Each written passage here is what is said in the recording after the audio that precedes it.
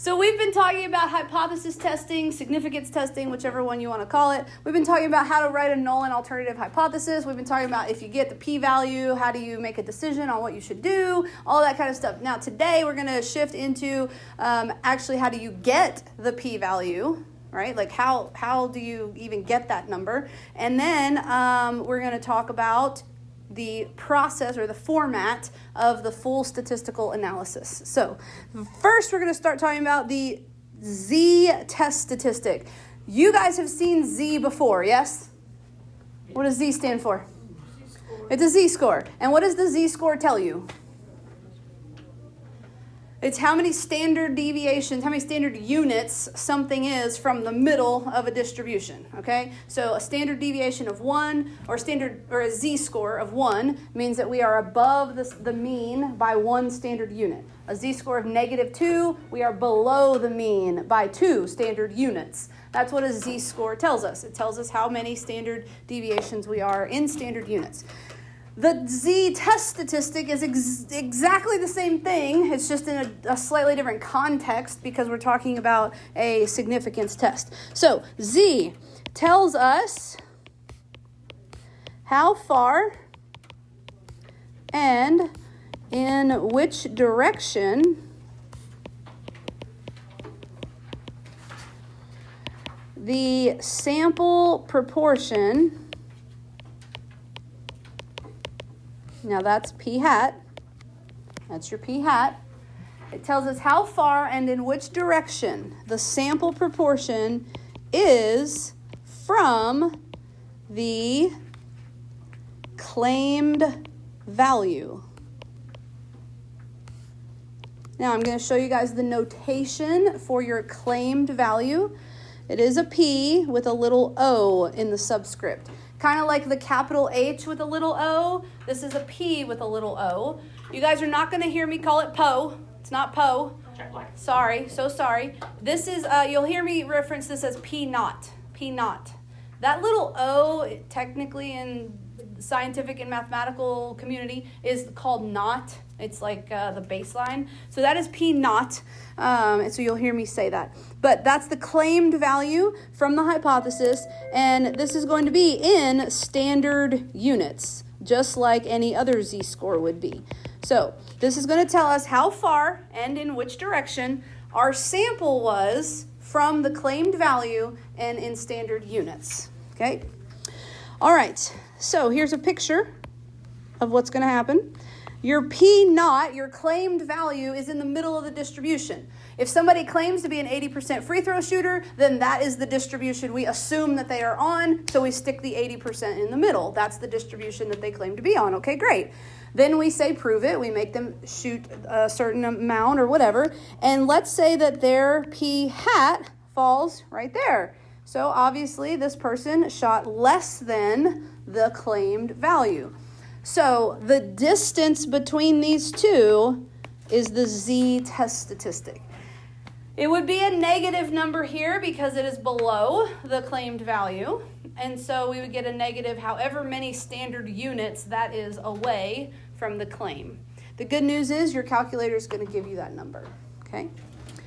Additionally, the z-test statistic is going to be the boundary for your p-value. It is also the boundary for your p-value. So wherever your sample is, the area that is as extreme or more extreme than that sample that you got, that is literally your p-value. So z is the boundary for the p-value.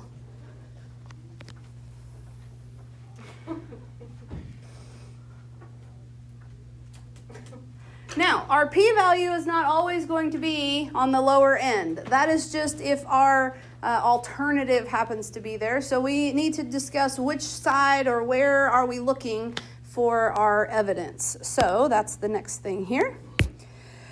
How do I know where the p-value region is located? So if your alternative hypothesis says that you think the true proportion is less than the claimed value, so P naught, that's the claim value, then you are going to see your distribution look very similar to the picture I just drew 5 seconds ago. And that's going to be this. And this area on the lower end would be your p-value. So the p-value would be from that p hat that you got or lower. And that would be the only area that you could get evidence in, would be below p naught. So Coach Brooks says he's an 80% free throw shooter. We say go prove it. He shoots better than 80%. Does that help us prove that he's worse than 80? No. Not at all. So we only want evidence below the claimed value if this is our alternative hypothesis, our suspicion. Now, if we think that the alternative is that P is actually greater than the claimed value, then we would be looking for evidence on the upper end of the distribution. And therefore, our p-value, once we get our sample, once we get our proof that we do have a value that's above the claimed value, then our p-value would be on the upper end from the sample proportion up to infinity. These two are called one-sided tests. These are called one-sided tests. Why do you guys think these are called one-sided tests? Because they're one-sided. I can only get evidence on one side. Somebody says they're an 80% free throw shooter. I say, no, you're not. You're worse than that. I'm only looking for evidence of them being worse than that. If they do better than 80%, that does not help me. If someone says they're an 80% free throw shooter, and I say, no, you're better than that. If they do worse than that, that does not help me. Okay? So these are the one-sided tests. Now, those are two of the three options for your alternative hypothesis. Less than the claim value, greater than the claim value. What's the third option for your alternative hypothesis? Equal. It could be, the alternative could be that P does not equal the claimed value. This would be somebody says that they can do something or some claimed value, and you say, you know what, I don't know if it's that number, but I don't think it is. I think it's something different. I don't know if it's above or below. I just don't think it's that. In that situation, what we'll have is we'll have our claimed value in the middle, and we will actually have part of our p-value on both sides. We'll have part of our p-value on both sides in this situation. Yes? So is that when you have the percentage likelihood, the 95%, it's if it gets bigger, that means it's wider? I am so glad that you see this already, Dylan. You are 2-3 days ahead of us. Yes. This is 100% correlated to our intervals, our confidence intervals, our percent confidence that we are. So, yes, you are going to see later this week that this two-sided test does match up to what our interval would tell us about the hypothesis. So, absolutely. Yes, very, very good. This is called a two-sided test.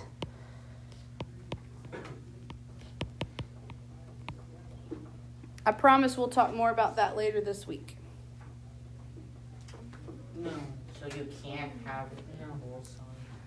Not in the alternative hypothesis. The equal sign is in the null hypothesis. Why? Because the null hypothesis is the claimed value. So we claim to be a certain number. But then there's a suspicion that it's something different than that. If I had an equal to sign in the alternative, then it would be well, which one is the right one? So I can't have two equal signs. All right, cool. So now I'm going to tell you guys the last piece of the puzzle before we actually do this is how do I do this in my calculator? The good news, guys, is you will not have to calculate a p-value by hand. You can, but you don't have to. It's not necessary. So our calculator is going to do this for us. And so the way that this works is I'm going to show you guys a place in your calculator that you probably haven't ever been before. It's kind of neat. Very detailed. And it's going to help you guys get your p-values and your z-test statistics. Okay, so First, I'm just going to write down all the steps, and then I promise I'll give you guys plenty of time to push the buttons. So it's under stat, which I know you've gone to plenty of times, stat, and then tests. So it's that third option under the stat menu that we don't normally use. Usually we use stat edit or stat calc. This is stat test. This particular one that we're learning today is called a 1-prop-z test. It's option 5 on your calculator. It's called a 1-prop-z test. When you get to the 1-prop-z test, there's going to be lots of things you're going to have to put in. The first thing is going to be P naught. The next thing it's going to ask you for is X. It's going to ask you for N. And then it's going to say prop, meaning proportion, the actual proportion of the population. And it's going to give you 3 options to choose from. Is it that you think that P is not equal to P naught, the claimed value? Is it that you think P is less than P naught? Or do you think that it is greater than P naught? Those are going to be 3 options. You're going to select one of the 3. It should match your alternative hypothesis. Then you're going to have an option to either calculate or to draw. I will let you guys do both here in just a minute when we look at this. So real quick, let me tell you guys what these inputs are all about. P naught, we've already talked about. This is the claimed value from the hypothesis. So this is going to be your claimed value from your hypothesis. X. X is your number of successes in the sample.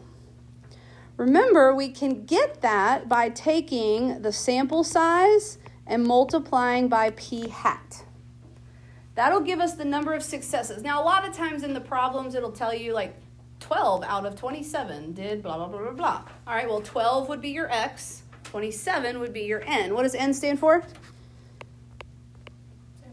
Sample size. That's your sample size. You are smart. That's your sample size. Okay, that's how it works. So let's go through and actually practice with your calculator. So go ahead and grab your calculator for me. Everybody go to stat. Hit the right arrow over to tests. And you want to go to number 5. Now you can either scroll down and hit enter on number 5. Or you can just hit the number 5 on your keypad and it'll go to it immediately. It's totally your choice, okay? So stat test 5. You should see the same things that I wrote on the board here. P naught, X, N, and prop. Stat test 5. All right. Just for funsies, we're going to see what Coach Brooks' Z-score was, his Z-test statistic, and his p-value was. So, do you guys remember what his claimed value was? We've only talked about it every day for the last 3 weeks. What was Coach Brooks' claimed value for his free throws? 80%. So we're going to put in 0.8. So under P naught, put in 0.8. Now, our last example that we talked about with Coach Brooks and his basketball playing skills was he shot 32 out of 50. So he made 32, so he had success 32 times out of a sample size of 50. So go ahead under X, put 32. Under sample size, put 50. 32 out of 50. I'm getting this down. Okay? Now, if you guys go down to the line that says prop, this would be our alternative hypothesis. For most of this example that we've talked about, we have thought that his true proportion was less than he claimed. So we would choose that middle one. So if you right arrow over to the cursors blinking on top of that, then make sure you hit enter. Don't forget to hit enter, otherwise it'll stay on the first one. All right, this time through, you guys, I want everybody to hit calculate. I promise we'll do draw in a minute. Everybody hit calculate. Oh, I got it. I'm sorry? What was sample size? Sample size was 50. So 32 out of 50. and it's this middle option here of less than P naught. You did big A1. I know. Now, I want to give you guys a word of caution. Some of you guys are enter happy. You like to hit enter a lot because you're impatient. If you hit enter more than once, it makes it go away. So you can only hit calculate one time, and then you got to be waiting for a second. Mine's domain error. Okay, if you have an error, a domain error or a syntax error, your first thing to look at is your y equals. If you just hit the y equals button, make sure there's nothing funky in your y equals. Then if you go back, make sure that you put in decimals when you needed decimals and non-decimals when you didn't need a decimal. So stat test 5, make sure that this P naught was 0.8 or 80%, 0.8. N should be 32, not a decimal. Oh. I'm sorry, X should be 32. I said N. X should be 32, not a decimal. N is 50, not a decimal. And then this guy, and then calculate. Did that work? Perfect. All right, across the top, you should see proportion is less than 0.8. Do you see proportion is less than 0.8? Yes. Perfect. That helps you guys confirm that you put in the correct alternative hypothesis. The next thing is your z-test statistic. This tells us how far away and in which direction Coach Brooks' sample was in standard units. How far away was he from what he claimed to be? 2.8. Coach Brooks was 2.8 standard units below, that's why it's negative, below what he claimed to be. 2.8. That's pretty far. And then his p-value, what was his p-value? 0.002. 0.002. So his p-value was low, 0.002. He has a very low p-value. That would mean we would reject his claim and conclude that he is actually less than an 80% free throw shooter. All right, what you guys to go back to? Stat test 5. Go back to stat test 5. This time, leave everything the same. Just go to draw instead. Go to draw. Stat test 5. This time, go to draw. You should see a normal distribution. Wait. Yep. Isn't that cool? Oh, I see it. Oh my gosh. We did it. Yes. We did it. All right, if you have a syntax error or any other error, go to hit y equals. Dylan's using Photoshop. Make sure you don't have anything weird in your y equals. If you have something in y equals, you need to take it out. Do you have anything in y equals? This is not I even. think so, yeah. Yeah, so go ahead and delete that, and then go back to stat test 5, and then draw, and then you'll see it. So at the bottom of the screen, here's what you're going to see. You guys are going to see the z-test statistic. It's the same one, negative 2.86 or whatever. You're going to see your p-value is the same, 0.002 or whatever. Now, it's kind of hard to see because he was so far worse than he said he was. But there is a little bit of that tail that's shaded. And that's the p-value region, is that Wait, it changed. area. Okay? I think you'll see it better on the next example. So if you do draw, as far as which one do you do, calculate or draw, you can do whichever one you want. Here's my only caution: if you get a z-test statistic that's more than 3 away, your p-value when you do draw, it's going to basically tell you it's 0. Ooh. And so if you look at calculate, it'll actually give you the scientific notation for the number. So it'll do the little e, negative, whatever. So that's the only thing about draw. All right, cool. Questions about that? All right. All that's left to do, guys, is one example. Oh my gosh. We're going to do one example, do all of this in a statistical analysis, learn the 4-step process, all in the next 20 minutes. All right, so check out this blue paper I gave you guys, this little reference sheet. If you look at the top, it is a 1-sample z-test for proportions, the 1-prop z-test, which is what we're learning right now. This is the 4-step process, ladies and gentlemen. State, plan, do, conclude. State, plan, do, conclude. Say it with me. State, plan, do, conclude. Okay, cool. What are the 4 steps of the 4-step process?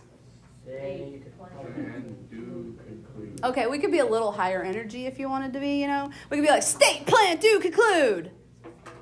How about that? All right, that's cool too. So for state, under state, you guys, this basically, we've already done this part. You learned how to do this last week. The only slight little thing is including alpha. So we basically will write down what is in bold. We will test at alpha equals whatever. If alpha is not given to you, you're going to use 0.05. You're going to do your null and alternative hypothesis and define your parameter. Plan. You guys have done plan already. It's the 3 conditions. Random, 10%, and normal. You're going to check those 3 conditions. That's plan. Do. That's just doing the calculator stuff. You'll say what the name is of the procedure you're using in the calculator. You'll write down what the calculator tells you the z and p-value is. Done. Conclude. You've already done that step. Conclude is where you compare the p-value to alpha and you make a decision. Are you ready? Yes. To state, plan, do, conclude? Awesome. We're going to use this really boring example on how to state, plan, do, conclude. Wait, According to the National Campaign to Prevent Teen and Unplanned Pregnancy, 20% of teens aged 13 to 19 say that they have electronically sent or posted sexually suggestive images of themselves. Told you it was boring. The counselors at McKinney Boyd High School worry that the actual figure might be higher at our school. Ruh-roh. To find out, they administer an anonymous survey to a random sample of 250 of the school's 2,900 students. All 250 respond, and 63 admit to posting sexual images. We are going to carry out a significance test at alpha equals 0.05. Here we go. When you guys see this phrase, carry out a significance test, that means state, plan, do, conclude. State, plan, do, conclude. State, plan, do, conclude. So let's do that. State. Yes, I literally write out state, plan, do, conclude the words I do. It's cool. We will test. We will test at alpha equals 0.05. We will test at alpha equals 0.05. The null hypothesis in this situation is that the proportion is 20%, 0.2. That's the null hypothesis. We ain't no different here at McKinney Boyd High School. We're sending sexually suggestive images just like everybody else at 20% rate. That's so The alternative, however, that the counselors are concerned about is that P is greater than 20%. That's our alternative. Have you ever in your life? Now, P equals the true proportion of MBHS students who sent images. We're just going to call them images. Dylan's a part of that. La la la. Do not need to know nor want to know. Thank you. All right. Good. Ever had a conversation outside of school before you go? All right. So P is the true proportion of McKinney Boyd High School students who have sent the images. So guys, that's it for state. There's nothing hard about that. We just, again, we're writing down what we're doing. We're going to test with this significance level, these hypotheses, and here's what the P stands for. It's the true proportion of McKinney Boyd High School students who sent images. Now we're going to plan. To plan, we just need to make sure that we can use all of the things in the test by checking our conditions. Random. We have an SRS of 250 MBHS students.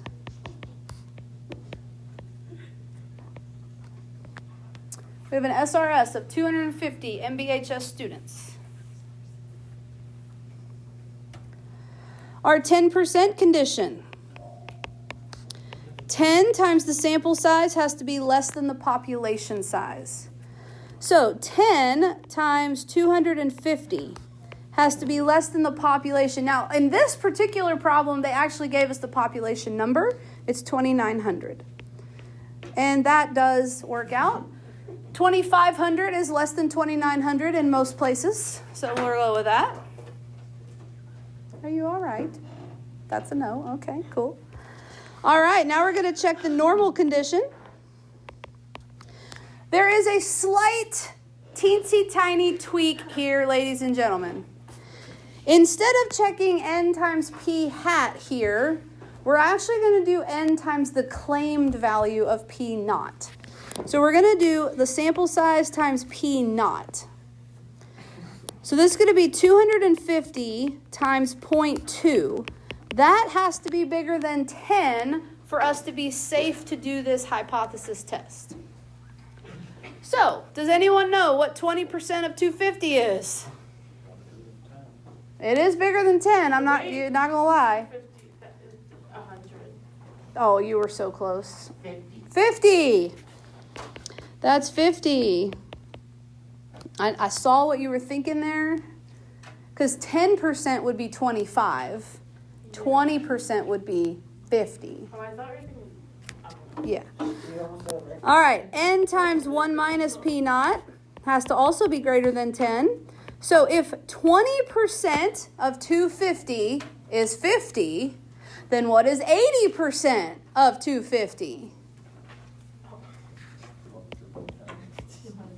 200. Is it a coincidence that the 50 and the 200 are the same numbers? I think not. Not even a little. You're right. Good job. All right, cool. All right, that's state and plan. Do you guys have any questions about stating or planning? What if If one of the conditions fails, then you will just say proceed with caution. And when you do your conclusion, you'll just notate normal condition failed. And that's it. So you'll still do the whole thing. You don't get out of the work. I'm so sorry. All right, let's do state, plan, and now it's time to do the do. You are going to write down what procedure you are doing. It is a 1 prop z test. That is in your calculator. So we're going to use a 1 prop z test. 1 proportion z test. So, stat test 5. Stat test 5. you got it. P naught. What is the value for the claimed hypothesis? 0.2. X. Now, this is where our sample finally comes into play. How many people in the sample said that they had done this thing? 63. And how many were in the sample? 250. Very good. Now we're going to say how do we, or what is our suspicion, our alternative? The proportion is either not equal to the claim value, less than the claim value, or greater than the claim value. Which one are we selecting? Greater than. So you guys make sure you go all the way over to the right and hit enter on that third option. You are welcome to calculate or draw. I don't care which one you do. If you do draw, you probably will get to see a shaded area, I think. Yep. Okay. No, don't spoil it. Z. Surprise. It's okay. You will get the Z test statistic. This is how many standard units our sample was from the claim. How many standard units are we away? 2.0555. 2.0, we'll go with 6, 2.06. We are 2.06 standard units from the claimed value of 20%. Now, p-value. This is the only time that I really don't like these calculators because it's telling you p equals.